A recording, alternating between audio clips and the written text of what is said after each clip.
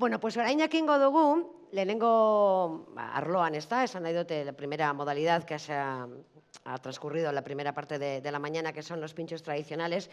Vamos a conocer quién es el campeón de Bizkaiko Pintxo Txapelketa en la modalidad de tradicionales. Se llevará una chapela negra y un diploma. Y...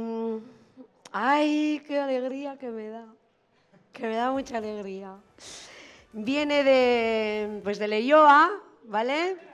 Izarra berria, gure sustraiak zorionak Ainara, txalo bero bat.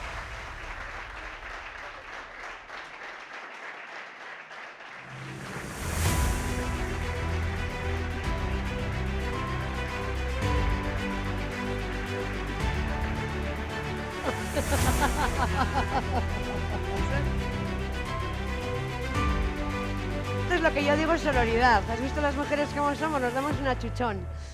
Sorionak.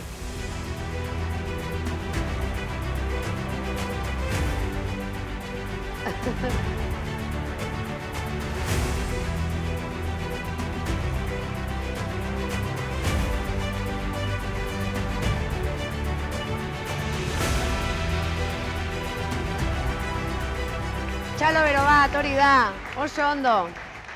Oso ondo.